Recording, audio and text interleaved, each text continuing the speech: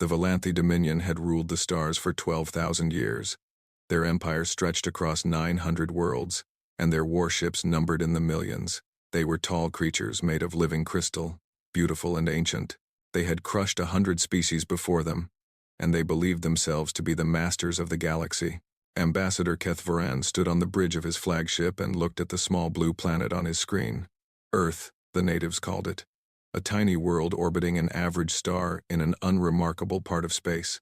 His scouts had been watching the humans for 50 years, and their reports were always the same.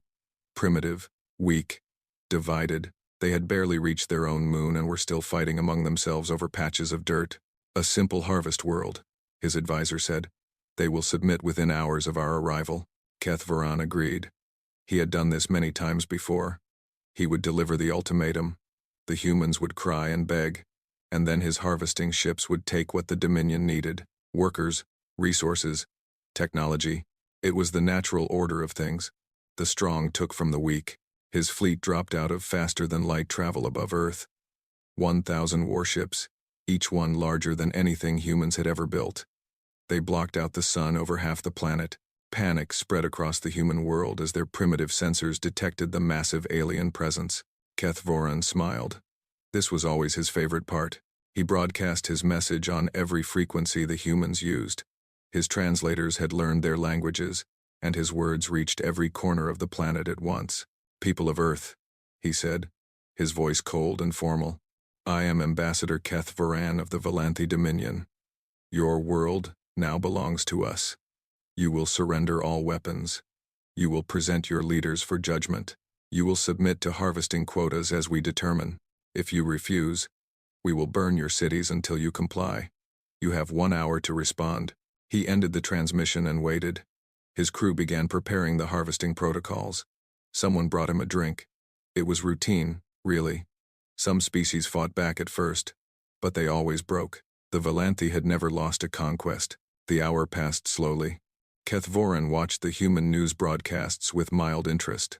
Their leaders were meeting. Their military forces were scrambling. Their people were afraid. Everything was normal. Then the response came. It was not from any single nation. It came from something called the United Earth Defense Council, a name that did not exist in any of his intelligence reports. The message was short. It contained only one word. No. Kethvaran stared at the screen. He waited for more. Perhaps their primitive communication systems had failed. Perhaps they had not understood the situation. He ordered his translators to check the message. It is correct, Ambassador, they told him. The humans have refused. That is impossible, Kethvaran said. They are a primitive species. They cannot fight us. They must know this. He tried to contact them again. He explained, slowly and carefully, what would happen if they did not surrender. He showed them recordings of other worlds that had resisted. Burning cities, dead populations, entire species erased from existence. The humans did not respond. Instead, every human broadcast went dark. Every signal from the planet stopped. It was as if the entire species had gone silent at once. Kethvaran felt something strange in his crystal chest. It took him a moment to recognize the feeling. It was confusion. Perhaps they are preparing to surrender, his advisor suggested. They may need time to organize. Perhaps, Kethvaran said. But something felt wrong. He ordered a demonstration strike. A single warship would fire on a coastal city. Not enough to destroy it completely. Just enough to show the humans that resistance was pointless. The warship moved into position. Its weapons charging. It fired. The beam of energy that should have struck the city never reached the ground. Something stopped it. A shield of some kind. Technology that Kethvaran had never seen before. His sensors scrambled to understand what was happening. Then the warship that fired simply vanished. There was no explosion, no debris, no distress signal. One moment it was there, and the next it was gone. 1,000 Valanthi crew members, erased in an instant. Kethvaran stood frozen on his bridge. In 12,000 years of conquest, no species had ever destroyed a Valanthi warship so quickly. He turned to his sensors officer. What happened? I do not know, Ambassador. The ship is simply gone. There is nothing on sensors. Another warship vanished. Then another. Then 3 more at once. Across his fleet, panic began to spread. Ships that tried to flee found their engines dead. Ships that tried to fire found their weapons disabled. Something was hunting them, and they could not see it. "Get us out of here!"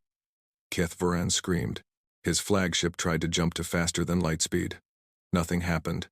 The engines were working, but something was holding them in place. On his screen, more and more of his ships disappeared. In less than an hour, half his fleet was gone. Then a new transmission came from the planet. It was a human woman, old and gray-haired, wearing a simple military uniform. She spoke calmly, as if discussing the weather. "Ambassador Keth Voran," she said. "My name is Admiral Sarah Chen of the United Earth Defense Council. You asked for our surrender. Here is our answer." Behind her, massive doors opened, revealing rows upon rows of ships unlike anything in human history. They were sleek and dark and bristling with weapons that made Volanthi technology look like children's toys. "You think you discovered us?" Admiral Chen continued. "You think you found a primitive world ripe for harvest? You were wrong. We discovered you. We have been watching your empire for 200 years. We found the ruins on Mars, the warnings left behind by the species you destroyed. We decoded their technology. We improved upon it. And we waited." Keth Voran could not speak. His mouth opened and closed, but no words came. "We waited because we needed to know your numbers. We waited because we needed to know your weaknesses. We waited because that is what humans do. We are patient, we are clever, and we never forget." The human ships launched from the planet. They were fast, faster than anything Volanthi. They surrounded the remaining fleet in seconds. "You asked for our surrender," Admiral Chen said. "You threatened our cities. You showed us recordings of worlds you have burned. You thought this would frighten us." She leaned forward, and her eyes were cold. "We have burned our own cities. We have destroyed our own worlds. We have split atoms and created fires brighter than the sun.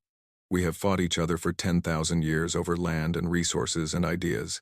We are the most violent species to ever evolve in this galaxy, Ambassador.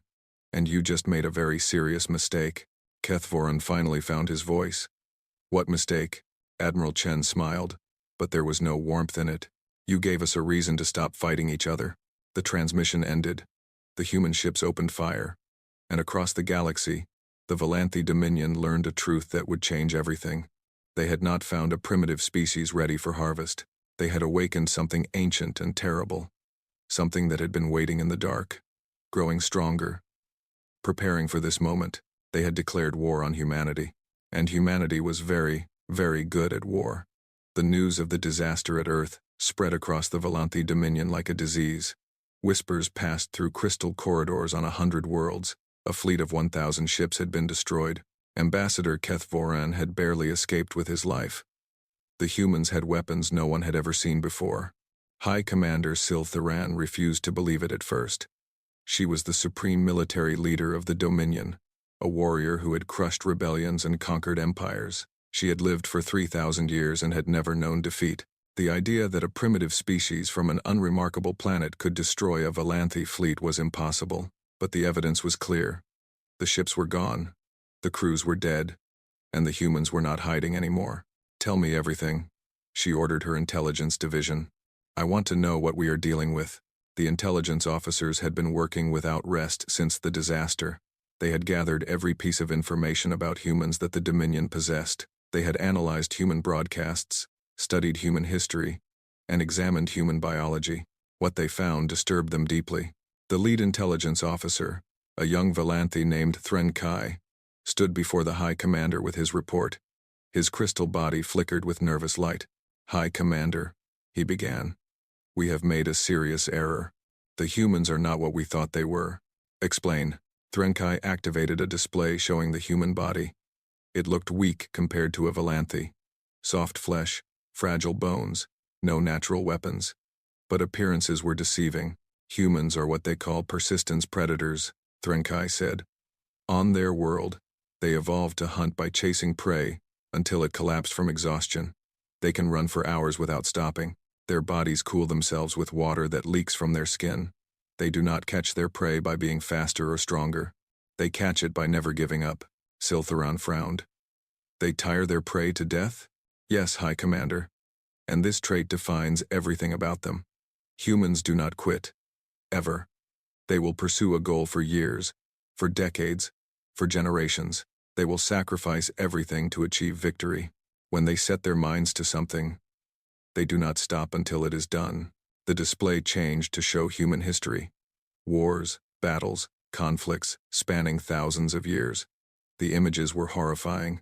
Humans have been fighting since they first existed, Threnkai continued. They fight over territory, resources, ideas, religion, pride. They have developed weapons that can destroy entire cities in a single flash. They have created poisons that can kill millions. They have built machines for the sole purpose of ending life as efficiently as possible. Many species have wars, Siltharan said.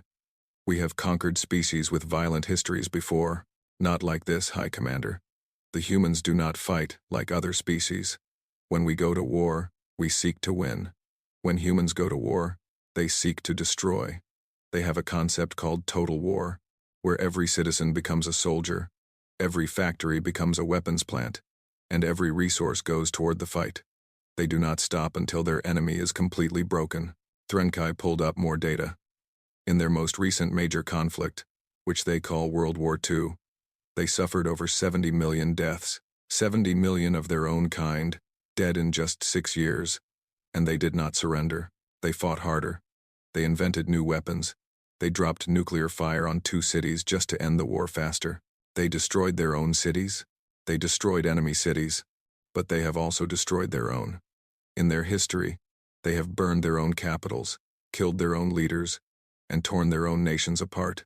They are not afraid of destruction. They are comfortable with it. It is part of who they are. Siltharan sat in silence for a long moment. The Valanthi had always won through superior technology and overwhelming numbers. They had never faced a species that embraced war so completely. What about their biology? She asked. Surely they are fragile. Threnkai hesitated. They should be fragile, High Commander. But they are not. Human bodies can heal from terrible wounds. They can lose limbs and survive. They can be shot, stabbed, burned, and poisoned, and they will continue fighting. Their nervous system is designed to block pain in moments of crisis. They become more dangerous when injured, not less. He showed images of human soldiers in battle, missing arms, terrible wounds, blood everywhere, and still fighting. They also have something called adrenaline, Threnkai said. It is a chemical their bodies produce in times of stress. It makes them faster, stronger, and more aggressive. When humans are frightened, they do not become weak. They become deadly. And their minds, perhaps the most dangerous part of all. Humans are extremely intelligent, but more importantly, they are creative.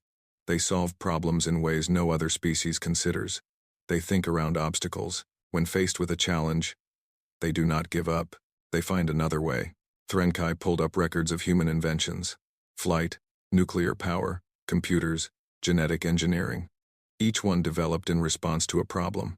Each one improved upon rapidly. Humans learn faster than any species we have encountered, he said. Their individual lives are short, but this makes them adaptable. Each generation builds upon the last. What takes us 1,000 years to develop, they accomplish in decades, and once they learn something, they never forget it.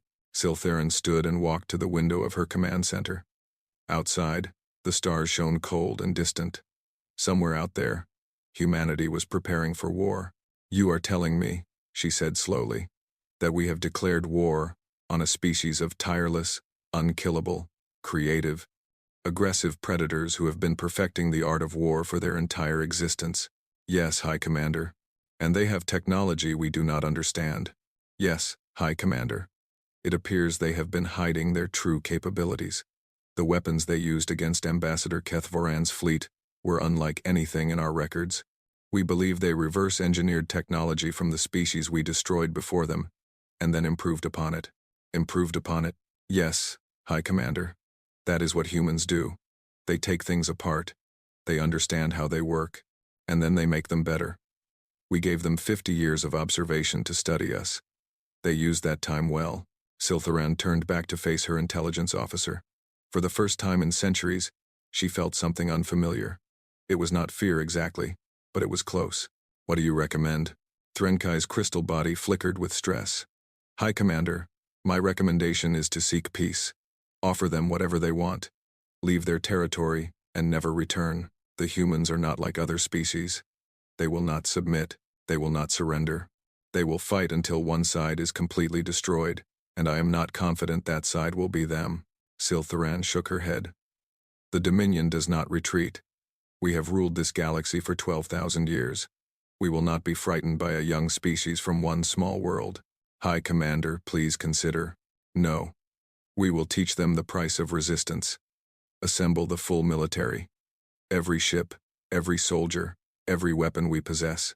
We will crush these humans so completely that their world will be nothing but ash, and their name will be forgotten. Threnkai bowed his head. He had tried. He had warned her. But the High Commander would not listen. As he left the command center, he thought about what he had learned. The humans had a saying that his translators had found. It came from one of their ancient warriors, and it had stayed with him. If you know your enemy, and know yourself, you need not fear the result of 100 battles. The Valanthi thought they knew humans. They thought they knew themselves. They were wrong on both counts, and they were about to learn the truth in the hardest way possible. The Valanthi assembled the largest fleet in their history. 2,000 warships gathered at the edge of human space, their crystalline hulls glittering like a field of deadly stars. High Commander Siltharan led them personally. She would not make the same mistake as Ambassador Kethvoran. She would not underestimate these humans. Her target was the human colony at Proxima Centauri, the closest star system to Earth. It was a small colony, less than 1 million people, but it was a symbol. By destroying it, she would show humanity that resistance was pointless. She would break their spirit before the war truly began. The human fleet that came to meet her was much smaller, 300 ships against 2,000. Siltharan smiled when she saw the numbers. Whatever tricks the humans had used against Kethvoran would not save them now. Superior numbers always won in the end. Admiral Wei Chen commanded the human fleet from her flagship, the UES Defiance. She was 62 years old, a veteran of 3 colonial rebellions, and the designer of humanity's new war doctrine. She looked at the massive Valanthi fleet on her screen and felt no fear. Fear was useless. Fear did not win battles. All ships, she said calmly, execute Formation Omega. We do this exactly as we practiced. The human fleet began to move. Their ships were smaller than Valanthi vessels but faster and more agile. They spread out in a pattern that seemed random but was carefully calculated. Siltharan watched the human movements with confusion. The formation made no sense. They were spreading themselves thin, presenting multiple targets instead of a unified front. It was a basic, tactical error. They are frightened, her advisor said. They are trying to minimize losses by scattering. Perhaps, Siltharan said. Something about this felt wrong, but she pushed the feeling aside. All ships, advance. Target the largest vessels first. The Valanthi fleet moved forward in perfect formation, their weapons charged, ready to unleash destruction. They had done this 100 times before. Victory was certain. Then the humans attacked. It was not an attack in any way Siltharan recognized. The human ships did not form battle lines. They did not trade fire from a distance. They did not give the Valanthi time to respond. Instead, they accelerated directly toward the Valanthi formation at maximum speed. They are charging us, her weapons officer said, disbelief in his voice. They are coming straight at us. Fire, Siltharan commanded. Destroy them. The Valanthi fleet opened fire. Their weapons were powerful, designed to cut through enemy shields and armor with ease. Several human ships exploded, but the others kept coming. They did not slow down. They did not try to dodge. They flew directly into the heart of the Valanthi formation, and then they started ramming. The first human destroyer hit a Valanthi cruiser at full speed. Both ships were destroyed instantly. The explosion was massive, sending debris in all directions, damaging 3 more Valanthi vessels. Another human ship rammed a carrier. Another hit a battleship. Siltharan watched in horror. This was not war. This was madness. The humans were throwing away their lives for nothing.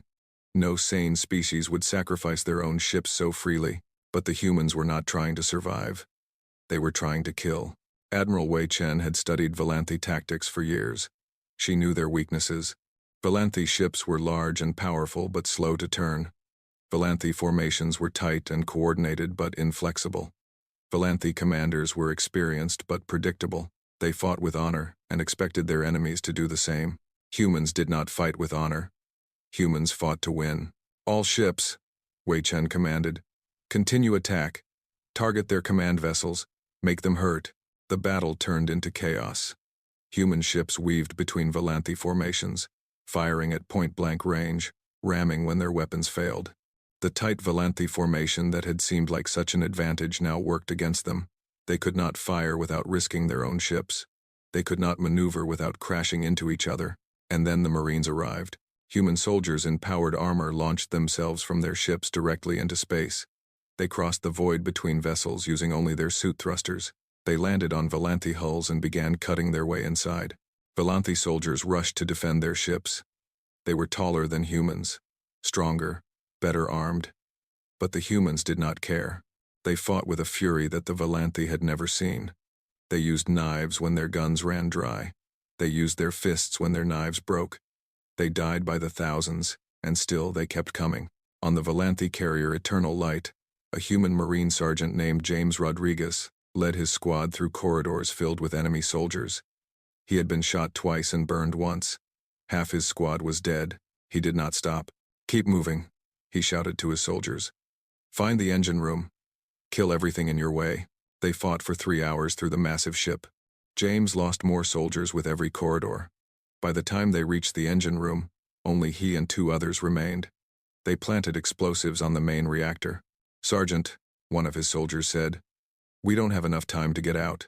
James looked at the timer on the explosives. 30 seconds. The nearest exit was 2 minutes away. He thought about his wife back on Earth, his children who would grow up without a father. "Then we don't get out," he said. "Make sure the bomb goes off." The Eternal Light exploded from within, taking James Rodriguez and his soldiers with it. But it also took 3,000 Volanthi crew members and one of their largest carriers. Across the battlefield, similar scenes played out. Human soldiers sacrificing themselves to destroy enemy ships. Human pilots flying their damaged vessels into enemy targets. Human commanders refusing to retreat even when their ships were burning around them. Admiral Wei Chen's flagship was hit early in the battle. The main engines were destroyed, and the ship began to drift. Any other species would have abandoned ship or surrendered. Wei Chen did neither. "Get me 2 destroyers," she ordered. "They can tow us. I'm not leaving this fight." For 17 hours, she commanded the battle from a ship that was barely functional. She ate at her command chair. She slept in 5-minute intervals. She refused to leave until the battle was over. When it finally ended, the Volanthi fleet was destroyed. Not defeated, not scattered, but destroyed. Of 2,000 ships, less than 100 escaped. High Commander Siltharan was among the survivors, but just barely. Her flagship had been hit so many times that it was more hull than ship. The humans had lost 112 ships and over 30,000 soldiers. It was a terrible price. Back on Earth, families mourned. Communities gathered to remember the fallen. The names of the dead were read aloud in every city, on every human world. The mourning lasted exactly 24 hours. Then the factories started working again. The shipyards resumed production. Recruitment centers filled with volunteers. The humans did not celebrate their victory or rest on their success. They began preparing for the next battle. Admiral Wei Chen sent one message to High Commander Siltharan before the Volanthi retreated. "We can do this forever," she said. "Can you?" Siltharan did not respond. She did not know what to say. She had never faced an enemy like this.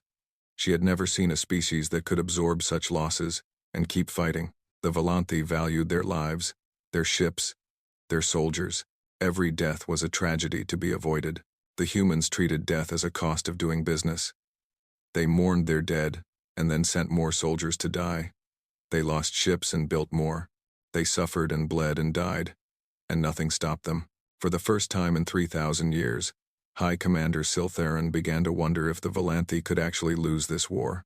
The thought terrified her more than anything she had ever faced in battle. 6 months after the Battle of Proxima Centauri, the Volanthi Dominion faced a truth that their leaders could not accept. They were losing the war. It should not have been possible. The Dominion had 900 worlds. They had millions of ships. They had 12,000 years of experience and technology that had crushed 100 species before. But none of that mattered against the humans. The problem was not that humans were stronger, or that they had better weapons. The problem was that they learned too fast. In the first month of the war, Valanthi energy weapons had been devastating. Human ships had no defense against them. Thousands of soldiers died before they could even reach enemy vessels. But by the third month, human scientists had studied captured Valanthi weapons and figured out how they worked. By the fourth month, they had built shields that could stop them. By the fifth month, they had built better weapons. Dr. Sarah Okonkwo was one of the scientists who made this possible. She worked in a laboratory deep beneath the mountains of Earth, surrounded by captured Valanthi technology. She had not slept more than 4 hours a night since the war began. She had not seen her family in months.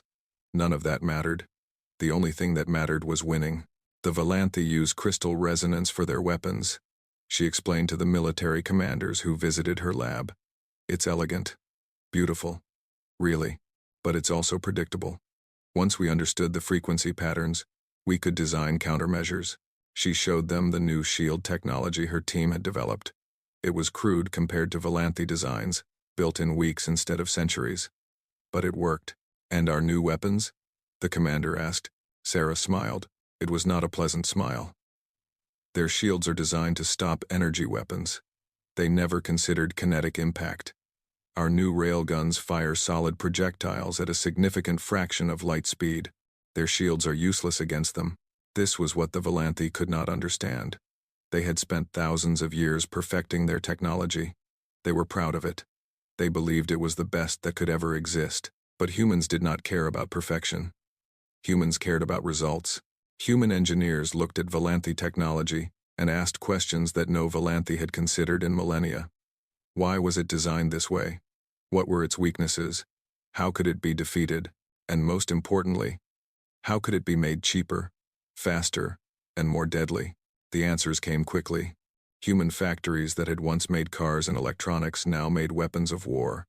Human programmers who had once designed video games now designed targeting systems. Human chemists who had once made medicines now made explosives. The entire species turned its creativity toward one goal: destroying the Valanthi. High Commander Siltharan watched her empire crumble with growing despair. Every week brought new reports of defeat. A fleet destroyed here. A colony lost there. Supply lines cut. Communications disrupted. The humans were everywhere at once, striking where the Valanthi were weak, retreating before they could respond. How are they doing this? She demanded of her advisors. How can they be everywhere at once? The answer was simple but terrifying. Humans did not fight as a single army. They fought as billions of individuals, each one making their own decisions, adapting to local conditions, finding opportunities that no central command could ever see. The Valanthi military was a machine, precise and powerful but slow to change.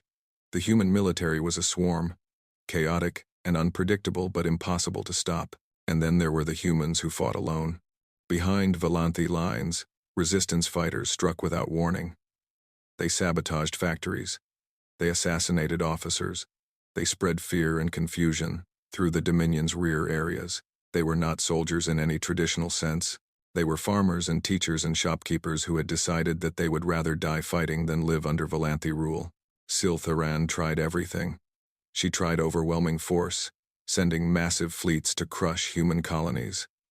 The humans simply retreated, drawing her ships into traps, wearing them down, bleeding them until they were too weak to fight. She tried surgical strikes, targeting human leadership.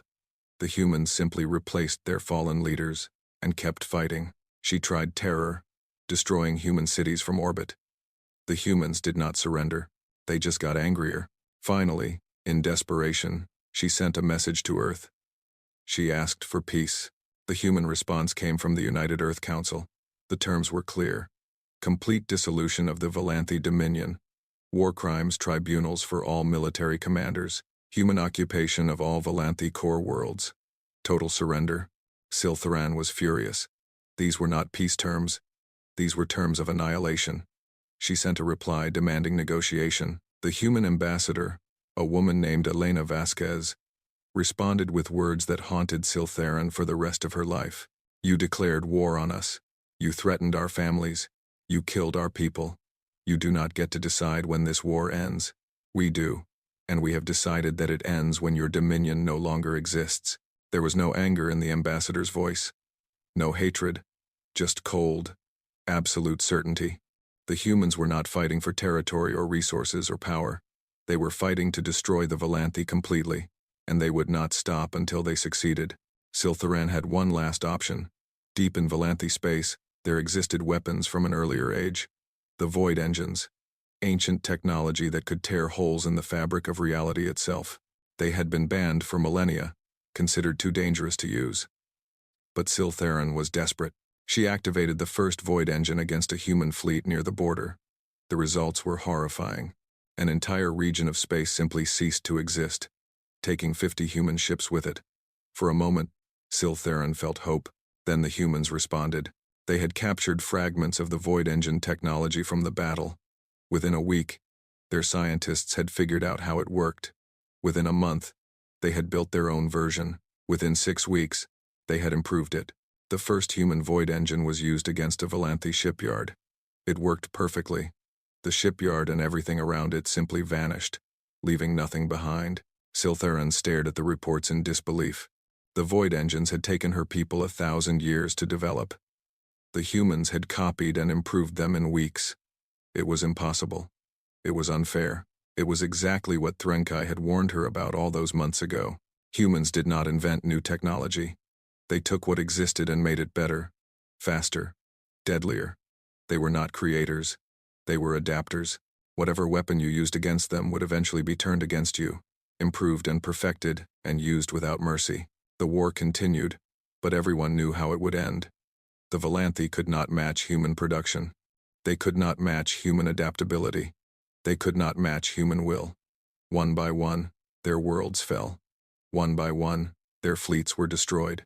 Siltharan watched it all happen from her command center. She had been the greatest military commander in Volanthi history. She had won 100 victories against 100 enemies, but she could not beat the humans. No one could beat the humans. They were too stubborn, too creative, too willing to sacrifice everything for victory. They were not the most powerful species in the galaxy. They were not the most advanced, but they were the most dangerous, because they never, ever, stopped. As her empire crumbled around her, Siltharan finally understood the truth that had escaped her from the beginning.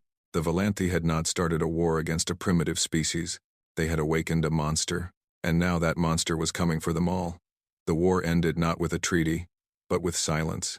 The last Volanthi world fell on a Tuesday by Earth's calendar. It was called Vethran Prime, the oldest and most beautiful world in the Dominion. Crystal spires that had stood for 10,000 years now lay shattered across the landscape. The great libraries that contained all of Volanthi history were empty, their contents either destroyed or taken by human researchers. The streets that had once echoed with the music of an ancient civilization were quiet. Human Marines walked through those streets with weapons ready. They expected resistance. They expected last stands and desperate battles. Instead, they found a people who had given up. The Volanthi who remained simply sat in their homes, waiting for whatever would come next. Their empire was gone. Their military was destroyed. Their leaders were dead or captured. They had nothing left to fight for. Admiral Wei Chen, now promoted to Fleet Admiral, oversaw the occupation from her flagship in orbit. She was 70 years old now. The war had taken 8 years of her life. She had lost friends, colleagues, and more soldiers than she could count, but they had won. The galaxy is watching, her aide told her. Every species with the ability to receive transmissions is watching what we do next. Wei Chen nodded. She knew how important this moment was. The Volanthi had ruled through fear. They had crushed resistance with overwhelming force. Other species had learned to submit or die. Now those species were watching to see if humanity would be the same. We are not the Volanthi, Wei Chen said. We will show them a different way. The occupation was harsh but not cruel. Human soldiers maintained order but did not abuse the population. Human administrators took control of essential services but allowed Volanthi to participate in their own governance. Human teachers began programs to educate Volanthi children about Earth history, human culture, and the possibility of coexistence. It was not forgiveness. The wounds were too deep for that. But it was a beginning. Across the former Dominion, similar scenes played out. Volanthi worlds adjusted to human rule. Some resisted at first but quickly learned that humans responded to rebellion with swift and precise force. Others accepted their fate quietly, too exhausted to fight anymore. A few even welcomed the change, hoping that human rule would be better than the tyranny of their own leaders. Ambassador Keth Voran, who had delivered that first ultimatum to Earth so many years ago, was brought before the United Earth Council, in chains. He had been captured during the fall of Vethran Prime, hiding in a basement beneath the ruins of his family home. He had expected to be executed. Instead, he was put on trial.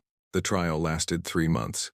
Human lawyers presented evidence of Valanthi atrocities stretching back thousands of years. Worlds destroyed, species exterminated, billions of lives ended for the sake of empire. Keth Voran listened to it all with growing horror. He had always believed that the Dominion was righteous, that their conquests were necessary, that lesser species existed to serve their betters. Now he saw the truth through human eyes. The Valanthi had been monsters, and the humans had stopped them. When the trial ended, Keth Voran was not sentenced to death.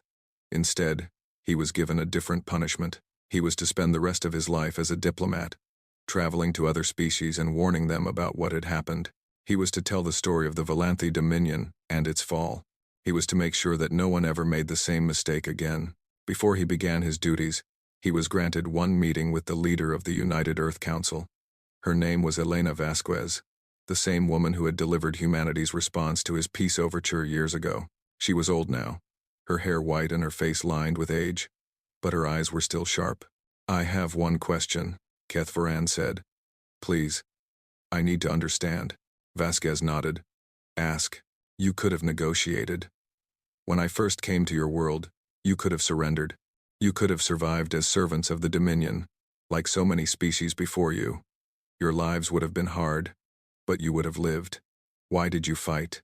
Vasquez was quiet for a long moment. When she spoke, her voice was soft but certain. "Because that is what we are," she said.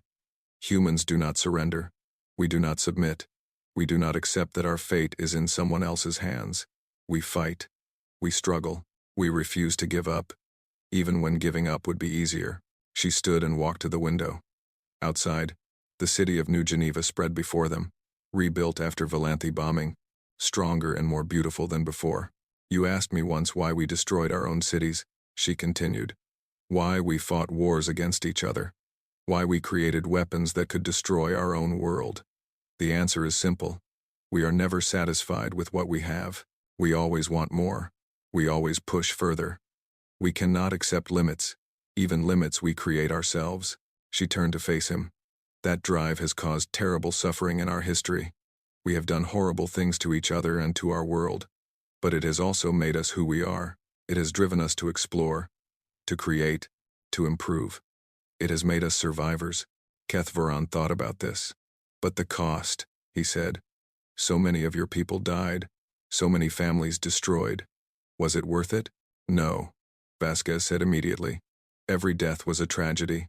Every life lost was precious. If we could have found another way, we would have taken it. But you did not give us another way. You came to our world and demanded that we kneel. You threatened our children. You showed us what you had done to other species." Her voice hardened. "We did not choose this war. You chose it for us. And once it began, we had only one option: win or die. So we won." Keth Voran bowed his head. He understood now. The Valanthi had seen humans as prey, as a resource to be harvested. They had not understood what they were really facing.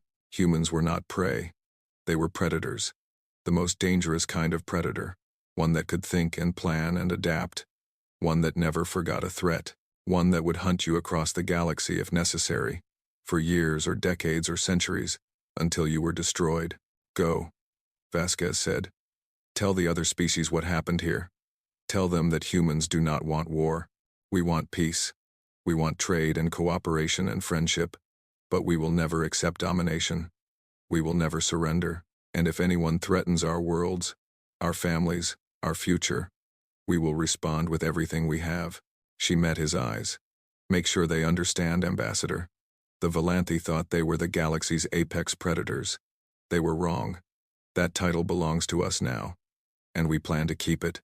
Keth Voran left Earth the next day. He spent the remaining years of his life traveling from world to world, species to species, delivering his message. He told them about the Valanthi Dominion and its fall. He told them about human endurance and human creativity and human willingness to sacrifice everything for victory. He told them about the battles and the blood and the terrible cost of underestimating the small blue world called Earth. His message was always the same. It was a warning. It was a plea. It was the most important thing he could tell anyone who would listen. Do not threaten the humans. Do not attack them. Do not give them a reason to see you as an enemy. Trade with them. Talk with them. Learn from them if you can. But never, ever make them angry. Because the humans are the galaxy's deadliest species. They have proven it in blood and fire and centuries of war, and they will prove it again if they have to. The galaxy listened. The galaxy learned, and humanity continued its march among the stars. No longer alone, no longer afraid, forever changed by the war that had revealed their true nature. They had not wanted to be monsters, but when monsters came for them, they had become something worse. They had become survivors. They had become conquerors. They had become humanity, and the galaxy would never forget it.